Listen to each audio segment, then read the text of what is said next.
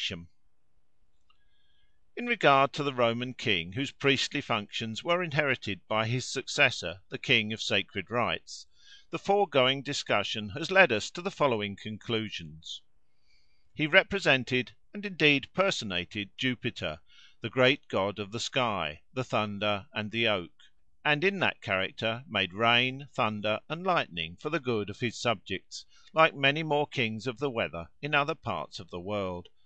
Further, he not only mimicked the oak god by wearing an oak wreath, and other insignia of divinity, but he was married to the oak nymph Egeria, who appears to have been merely a local form of Diana, in her character of a goddess of woods, of waters, and of childbirth. All these conclusions which we have reached, mainly by a consideration of the Roman evidence, may with great probability be applied to the other Latin communities. They too probably had of old their divine or priestly kings, who transmitted their religious functions, without their civil powers, to their successors, the kings of the sacred rights. But we have still to ask, what was the rule of succession to the kingdom among the old Latin tribes?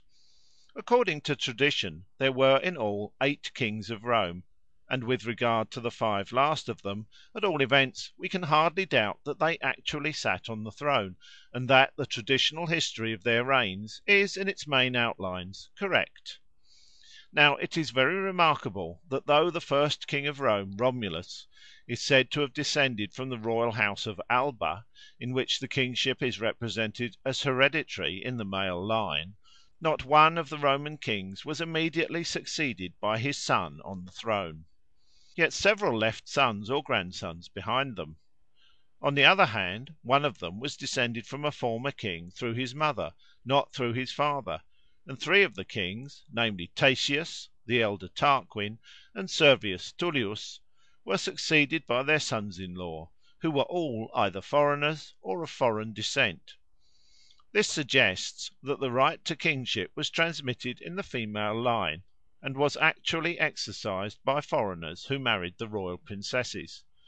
To put it in technical language, the succession to kingship at Rome, and probably in Latium generally, would seem to have been determined by certain rules which have moulded early society in many parts of the world, namely exogamy, bina marriage, and female kinship or mother kin.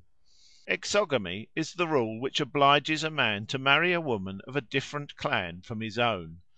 Bina marriage is the rule that he must leave the home of his birth and live with his wife's people, and female kinship or mother kin is the system of tracing relationship and transmitting the family name through women instead of through men. If these principles regulated descent of the kingship among the ancient Latins, the state of things in this respect would be somewhat as follows. The political and religious centre of each community would be the perpetual fire on the king's hearth, tended by vestal virgins of the royal clan. The king would be a man of another clan, perhaps of another town, or even of another race, who had married a daughter of his predecessor and received the kingdom with her. The children whom he had by her would inherit their mother's name, not his. The daughters would remain at home. The sons, when they grew up, would go away into the world, marry, and settle in their wives' country, whether as kings or commoners. Of the daughters who stayed at home, some or all would be dedicated as vestal virgins for a longer or shorter time to the service of the fire on the hearth, and one of them would in time become the consort of her father's successor. This hypothesis has the advantage of explaining in a simple and natural way some obscure features in the traditional history of the Latin kingship. Thus the legends which tell how Latin kings were born of virgin mothers and divine fathers become at least more intelligible. For, stripped of their fabulous element, tales of this sort mean no more than that a woman has been gotten with child by a man unknown, and this uncertainty as to fatherhood is more easily compatible with a system of kinship which ignores paternity than with one which makes it all important. If at the birth of the Latin kings their fathers were really unknown, the fact points either to a general looseness of life in the royal family, or to a special relaxation of moral rules on certain occasions, when men and women reverted for a season to the licence of an earlier age. Such Saturnalias are not uncommon at some stages of social evolution. In our own country traces of them long survived in the practices of May Day and Whitsuntide, if not of Christmas. Children born of more or less promiscuous intercourse, which characterises festivals of this kind, would naturally be fathered on the god to whom the particular festival was dedicated.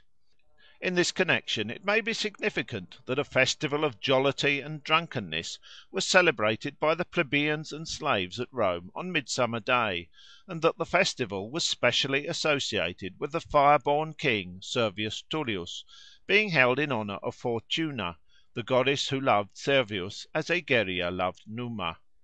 The popular merrymakings at this season included foot races and boat races.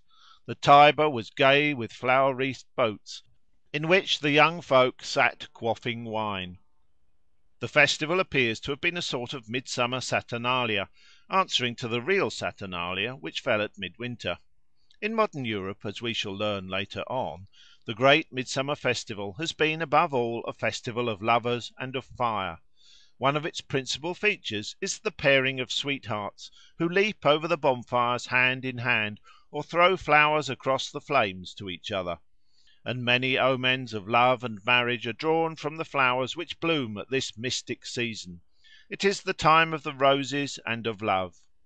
Yet the innocence and beauty of such festivals in modern times ought not to blind us to the likelihood that in earlier days they were marked by coarser features, which were probably of the essence of the rites.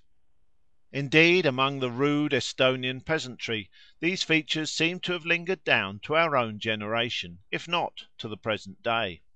One other feature in the Roman celebration of Midsummer deserves to be specially noticed.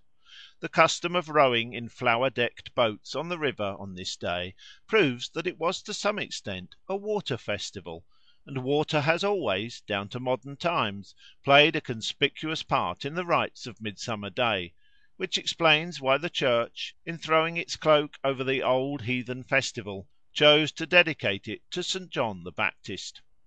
The hypothesis that the Latin kings may have been begotten at an annual festival of love is necessarily a mere conjecture, though the traditional birth of Numa at the festival of the Parilia, when shepherds leapt across the spring bonfires, as lovers leap across the midsummer fires, may perhaps be thought to lend it a faint colour of probability. But it is quite possible that the uncertainty as to their fathers may not have arisen till long after the death of the kings, when their figures began to melt away into the cloudland of fable, assuming fantastic shapes and gorgeous colouring as they passed from earth to heaven. If they were alien immigrants, strangers and pilgrims in the land they ruled over, it would be natural enough that the people should forget their lineage, and forgetting it should provide them with another, which made up in lustre what it lacked in truth.